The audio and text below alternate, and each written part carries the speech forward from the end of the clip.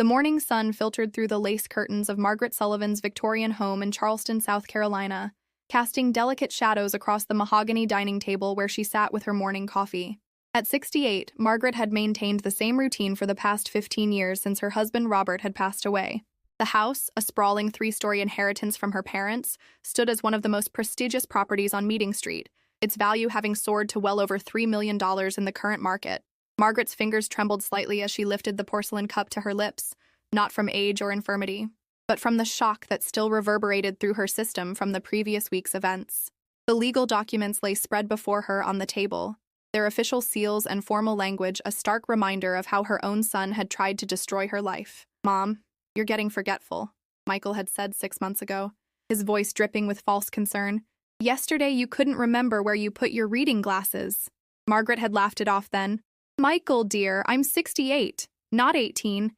Everyone misplaces their glasses." But Michael's campaign had been methodical and calculated. He began visiting more frequently, always with his wife Jennifer, who would exchange meaningful glances with him whenever Margaret paused to think or repeated a story she'd told before.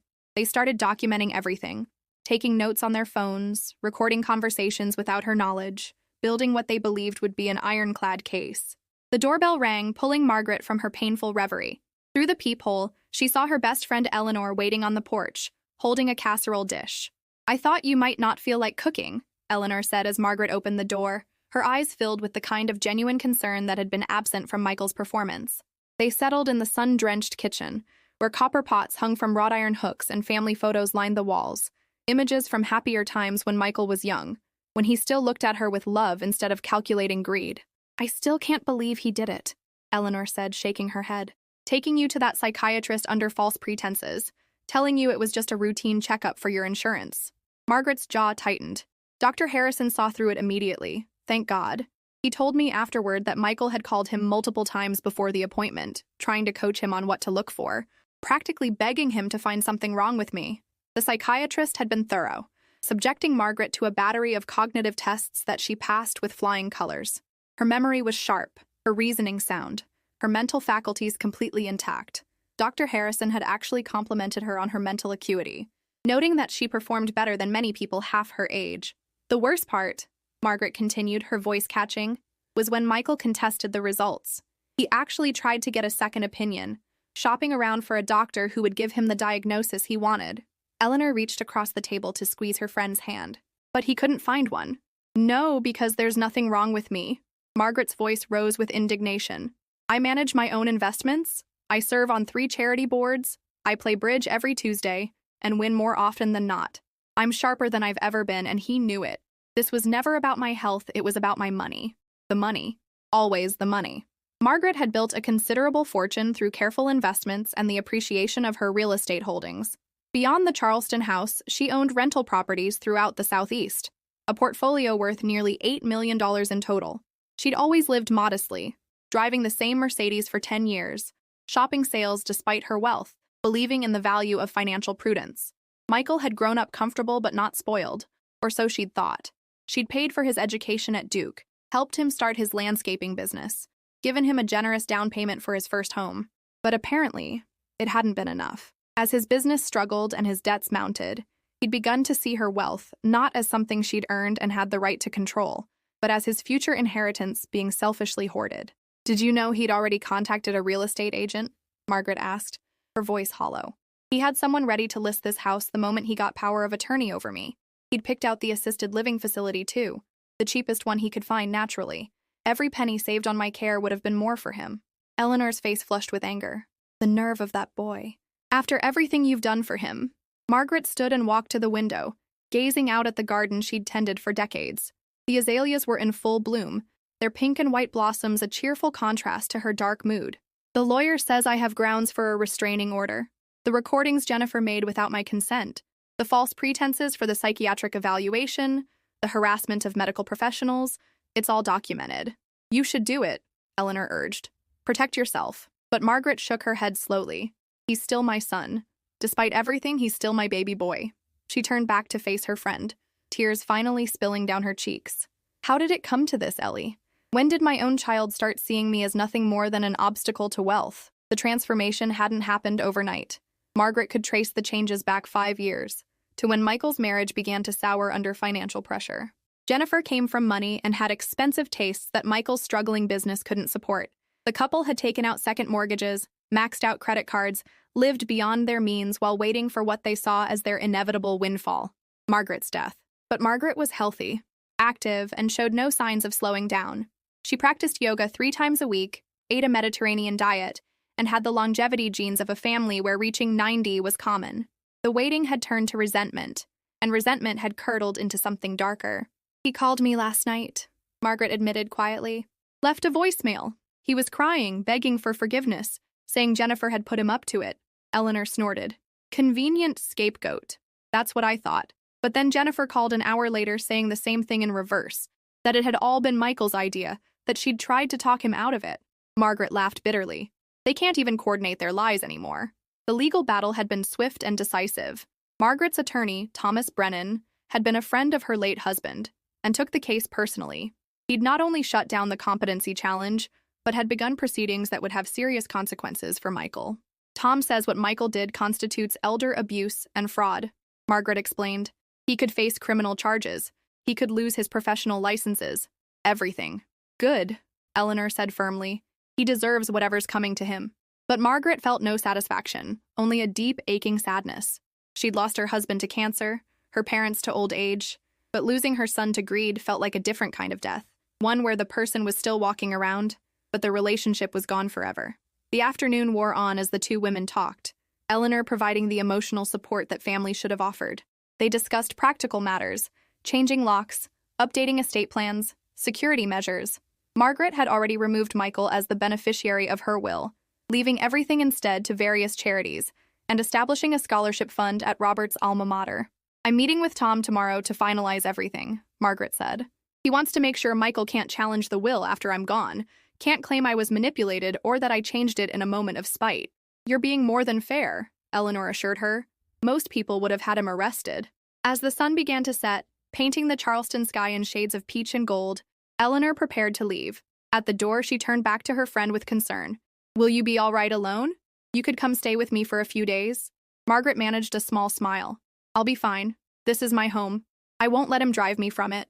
After Eleanor left, Margaret walked through her house, seeing it with new eyes. Every room held memories. Michael's first steps in the living room, birthday parties in the dining room, Christmas mornings by the fireplace. The house that had been filled with love now felt like a fortress, protecting her from the child she'd raised. She paused in Michael's old bedroom, now a guest room but still holding traces of the boy he'd been. Baseball trophies lined a shelf, photographs showed a gap-toothed smile. A Mother's Day card from 3rd grade still sat in the drawer, declaring her the best mom in the whole world, in crayon. Where had that little boy gone? The phone rang, startling her from her memories. She almost didn't answer, fearing it was Michael again, but the caller ID showed her financial advisor. "Margaret, I'm sorry to call so late," David Chen said, his voice professional but warm. "I wanted to let you know we've successfully frozen the accounts you were concerned about. Michael won't be able to access anything." "Thank you, David." She'd known something was wrong when she'd noticed unusual activity in one of her investment accounts. Inquiries that traced back to Michael trying to gather information about her assets. It had been the final piece of evidence she'd needed to accept the truth about his intentions. "There's something else," David continued. "I probably shouldn't tell you this, but Michael called our office today. He was inquiring about loans against expected inheritances. When we informed him such products don't exist, at least not through legitimate channels, he became quite agitated." Margaret closed her eyes, feeling the weight of every one of her 68 years. "He's desperate." "It would seem so. Please be careful, Margaret. Financial desperation can make people do terrible things." After ending the call, Margaret double-checked all the locks and activated the security system she'd had installed just days ago. The house that had always been a haven now needed protection from her own flesh and blood. She made herself a light dinner, barely tasting the soup as she ate alone at the kitchen table. The silence was oppressive, broken only by the ticking of the grandfather clock in the hallway. She'd eaten thousands of meals in this kitchen, most of them filled with conversation and laughter. Now the empty chairs seemed to mock her. Her phone buzzed with a text message. Against her better judgment, she looked. "Mom, please. I'm sorry. I'm in trouble. The business is failing. Jennifer is threatening to leave and take the kids. I didn't mean for it to go this far. Please talk to me. Please help me. I'm still your son." Margaret stared at the words, her heart breaking all over again. Even now, his apology was wrapped in requests for help, for money. There was no real acknowledgement of the betrayal, no understanding of the pain he'd caused, just more manipulation, more attempts to push the buttons he'd installed in her over a lifetime of motherhood. She deleted the message without responding. As she prepared for bed, Margaret caught sight of herself in the bedroom mirror. The woman looking back at her seemed older than she had just a week ago, worn down not by age, but by sorrow. She'd survived widowhood, survived loss, survived challenges that would have broken a weaker person. She would survive this too. But survival felt hollow when it meant losing her only child. The house settled around her as she climbed into bed, old wood creaking in the cooling night air. Tomorrow would bring lawyers and documents, decisions about restraining orders and criminal charges. Tomorrow, she would have to be strong again, would have to protect herself from the person she'd spent a lifetime protecting. Tonight, though, she allowed herself to grieve. Not for the money Michael had tried to steal, or the home he'd tried to take, but for the relationship that had been shattered beyond repair. She grieved for the mother she'd been and could never be again, for the trust that had been broken, for the love that had been corrupted by greed. Outside her window, Charleston slept peacefully, unaware of the family drama playing out in the grand house on Meeting Street.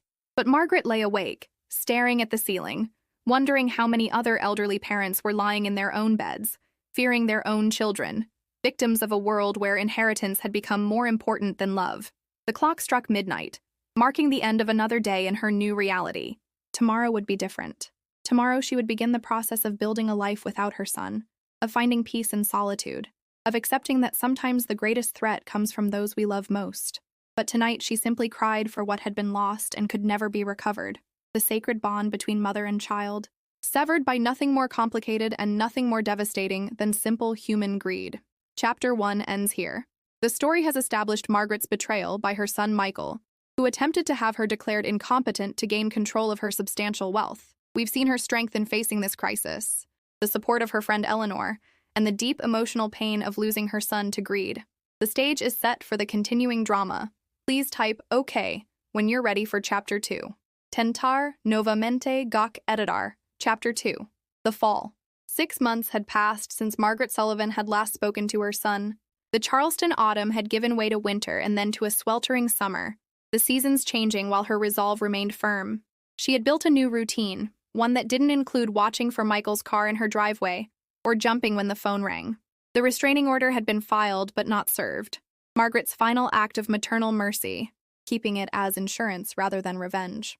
On this particular Tuesday morning, Margaret was reviewing portfolios at the Charleston Library Foundation when her phone buzzed with an unfamiliar number. She almost ignored it, but something made her answer. Mrs. Sullivan, this is Patricia Wells from Covenant Presbyterian Church. I'm calling about your son, Michael. Margaret's heart skipped. Is he hurt? No, ma'am, he's here. He's been attending our community meals and I think you should know he's been sleeping in the church shelter. The words didn't compute. Michael had a house. Jennifer had family money. How could he be homeless? I'll be right there, Margaret heard herself say. The drive to the church took her through neighborhoods she rarely visited, past pawn shops and check-cashing stores, worlds away from the manicured gardens of Meeting Street. She found Patricia Wells, a woman in her 50s with kind eyes and calloused hands, waiting in the church office. He's been coming for about 3 weeks, Patricia explained. He's never caused trouble, always polite, helps clean up after meals. But yesterday, one of our volunteers recognized him from his landscaping business and mentioned you. I thought you should know. May I see him? Patricia hesitated. He's in the dining hall, but Mrs. Sullivan, he's not the same. Whatever happened, it's taken a toll.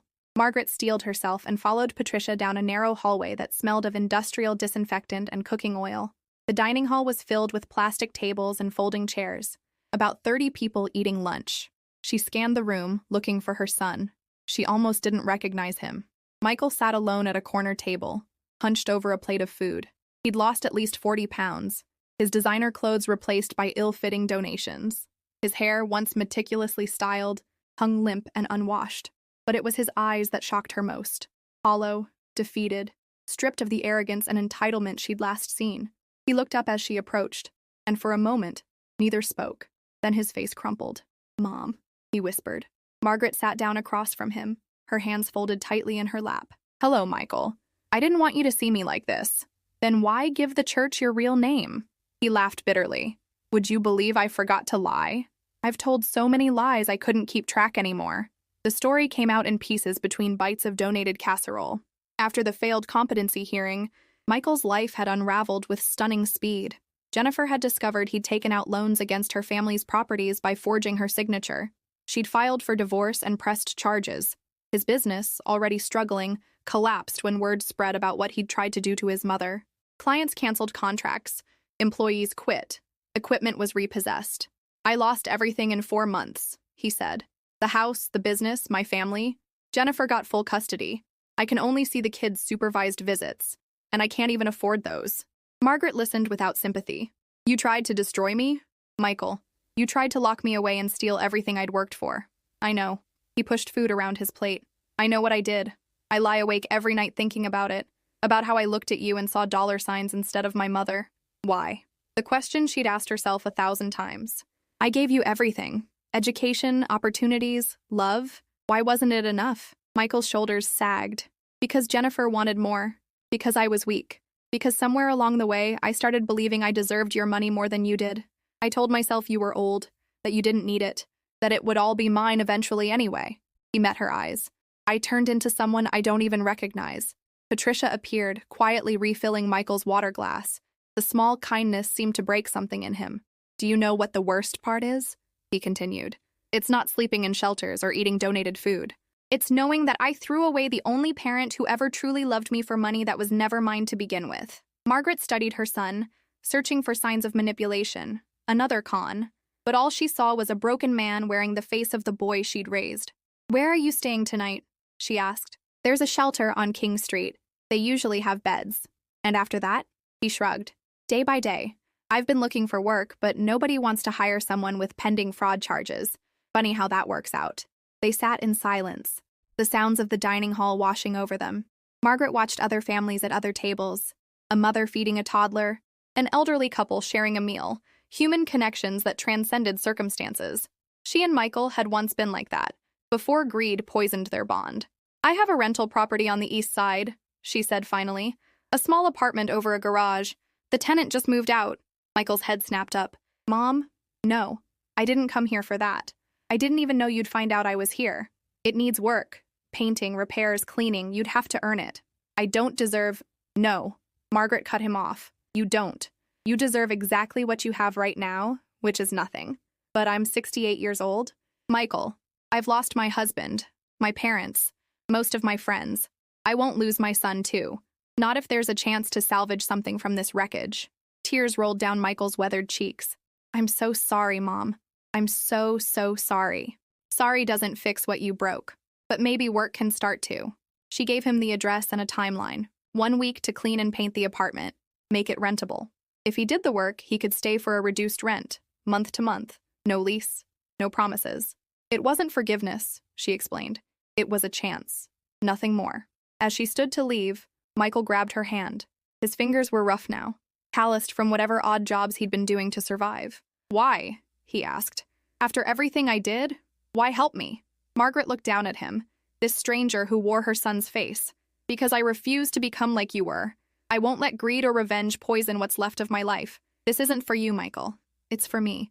So I can look in the mirror and know I chose to be better than the circumstances you created.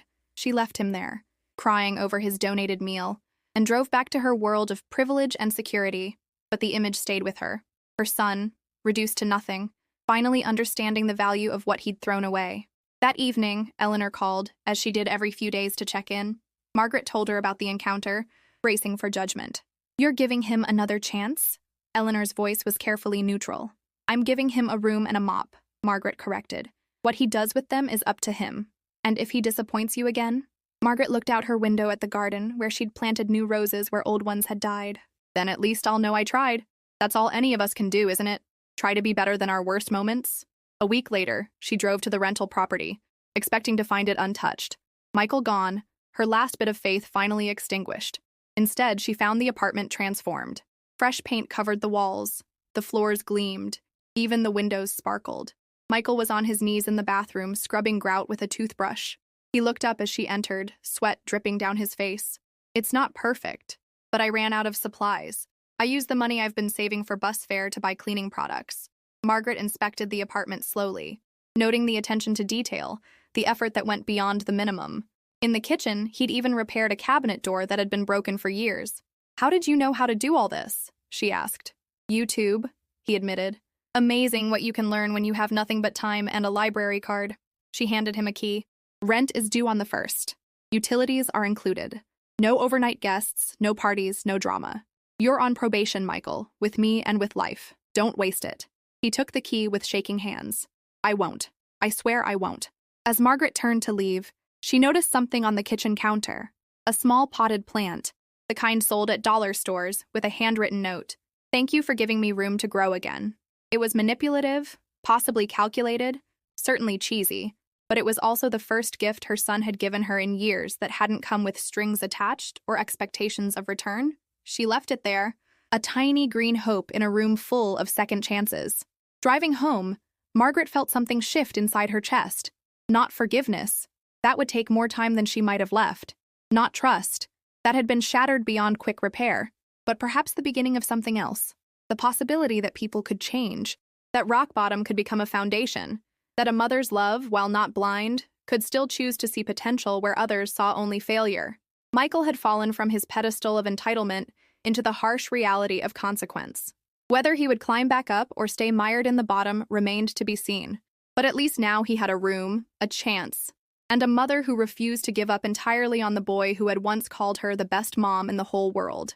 The autumn sun set over Charleston, painting the sky in shades of redemption and regret. In a small apartment on the east side, a broken man unpacked his few possessions and tried to remember how to hope. And in a grand house on Meeting Street, a woman revised her will once more, adding a small trust fund for her grandchildren's education. Not for Michael, but through him. A bridge to a future that might somehow heal the wounds of the past. Life, Margaret reflected, rarely offered clean endings or perfect justice. But sometimes it provided opportunities for something messier and more human, the chance to choose grace over bitterness, even when grace felt like the harder path to walk. The text came at 5:47 a.m. on a Thursday morning in March, 5 months after Michael had moved into the garage apartment. "Mom, Mr. Chen from next door fell. I called 911, going with him to hospital. His daughter's number is on his fridge." Margaret dressed quickly and drove to the rental property, finding Mr. Chen's door open and paramedics' equipment scattered on his porch. Inside, she found the phone number and made the call to a frantic daughter in Seattle. It wasn't until later, sitting in the hospital waiting room, that the full weight of the moment hit her. "How did you know he'd fallen?" she asked Michael, who sat beside her in paint-splattered work clothes. "I've been helping him with his garbage cans on Thursday mornings. He's 92. Shouldn't be doing that himself. When he didn't answer the door, I got worried." Michael rubbed his exhausted eyes. "I jimmied the window. Remembered how, from when I used to lock myself out as a kid, found him on the bathroom floor. The old Michael would have walked past a neighbor in need. This Michael had noticed. Cared. Acted." Margaret watched her son speak with the doctors, saw him comfort Mr. Chen's daughter when she arrived on a red-eye flight, witnessed small acts of kindness that asked for nothing in return. "You saved his life," the daughter said tearfully. "The doctor said another hour and—" Michael shook his head. "Just being neighborly." Word spread through the modest neighborhood quickly. The young man in the garage apartment had saved Mr. Chen. Within days, Michael found himself fielding requests. Could he help Mrs. Patterson with her stuck window? Could he look at Mr. Williams's leaking faucet? Did he know anything about computers because Mrs. Davis couldn't get hers to start? "I'm not charging them," he told Margaret during one of their weekly coffee meetings, a tradition that had developed slowly, cautiously. "These people are on fixed incomes. They're choosing between medication and groceries." "So how are you surviving?" Margaret asked, though she'd noticed the weight he'd gained back, the healthier color in his cheeks. "I've been doing landscaping work for some commercial properties. Cash jobs, nothing official yet because of the legal situation. But it's honest work." He showed her his hands, calloused and scarred. "Remember when I wouldn't even mow our lawn as a kid? Now I'm edging sidewalks at 6 a.m. and grateful for the opportunity." The legal situation. Jennifer had proceeded with the fraud charges, and Michael faced potential jail time. His court-appointed lawyer was overwhelmed, pessimistic.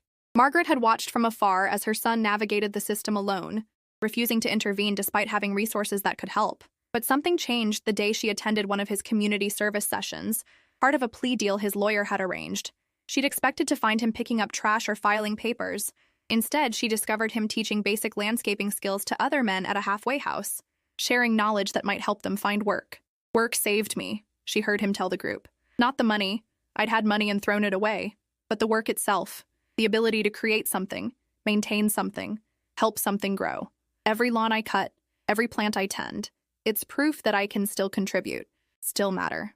After the session, the program coordinator pulled Margaret aside. Your son's been a godsend. Half these men have never held a steady job. He's teaching them skills. But more than that, he's showing them it's possible to rebuild after you've lost everything. Driving home, Margaret found herself crying for the first time in months. Not from sadness or anger, but from something more complex. Pride, perhaps, or hope, or simply the recognition that her son, stripped of everything, had found something authentic in himself. The next morning, she called Thomas Brennan. I want to pay for a better lawyer for Michael, she said. Thomas's silence spoke volumes. Finally, are you sure about this, Margaret? After everything? I am not trying to get him off. He needs to face consequences, but he also deserves competent representation. The lawyer she hired, David Reeves, was known for his work with rehabilitation and restorative justice. He met with Michael and emerged impressed. Your son's not making excuses, he told Margaret. He's taking full responsibility. That's rare. I think I can get him probation with restitution instead of jail time, especially given his community service record and the letters of support from his neighbors. Letters of support. Margaret hadn't known about those until the court hearing. One by one, Michael's elderly neighbors had written to the judge. Mr. Chen, recovered now, wrote about the young man who'd saved his life. Mrs. Patterson described how Michael had repaired her fence and refused payment. A dozen testimonials from people who'd experienced kindness from someone who had nothing to give but time and effort. Jennifer attended the hearing, sitting rigid with anger. She'd wanted blood, wanted Michael punished to the fullest extent, but even she seemed affected when Michael addressed the court. I stole from my ex-wife's family, he said, voice steady. I betrayed their trust and my mother's love. I let greed turn me into someone monstrous. I can't undo that, but I can spend every day trying to be better than I was. Not for forgiveness. I don't deserve that. But because the alternative is letting that monster win. The judge sentenced him to 5 years probation, 2,000 hours of community service, and full restitution to Jennifer's family. It would take years to pay back, but Michael accepted it with visible relief. Prison would have been easier in some ways. A finite punishment. This required ongoing commitment to change. Outside the courthouse, Jennifer confronted them both. This doesn't make it right, she spat at Michael. You destroyed our family. I know, Michael replied quietly. I'm sorry, Jen. I'll never stop being sorry. She turned to Margaret. And you, enabling him again. He'll disappoint you. It's who he is. Margaret met her former daughter-in-law's furious gaze. Maybe, but that's my risk to take. After Jennifer stormed off, Michael and Margaret stood awkwardly on the courthouse steps. The spring sun was warm, and somewhere a mockingbird sang. Life continuing despite human drama. Can I ask you something? Michael said. Why did you help with the lawyer? You said you wouldn't enable me anymore. Margaret considered her words carefully. I wasn't enabling.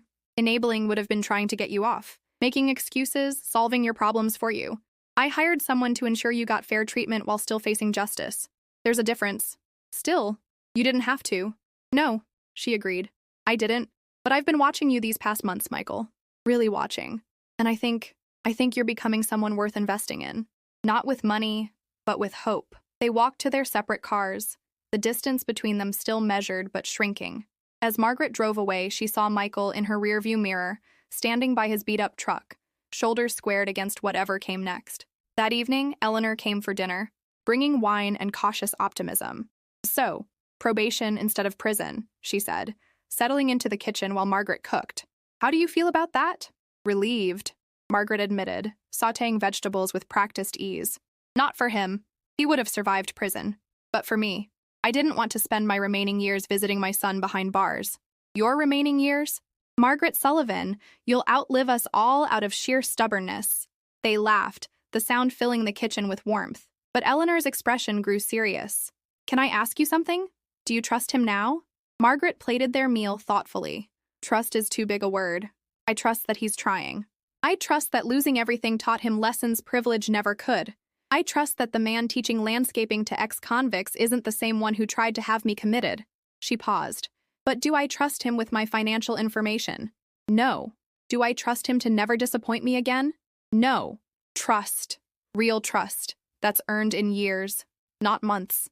But you have hope. I have hope, Margaret confirmed. Hope that my grandchildren might know their father as someone who fell and got back up. Hope that Michael's story becomes one of redemption rather than ruin. Hope that choosing compassion over bitterness was the right decision. After dinner, they sat on the porch watching the sun set over Charleston. The air smelled of Confederate jasmine and possibility. "You know what the strangest part is?" Margaret said. "I think I like him better now. The old Michael, successful Michael, he was arrogant, entitled, dismissive. This Michael, broken and rebuilt Michael,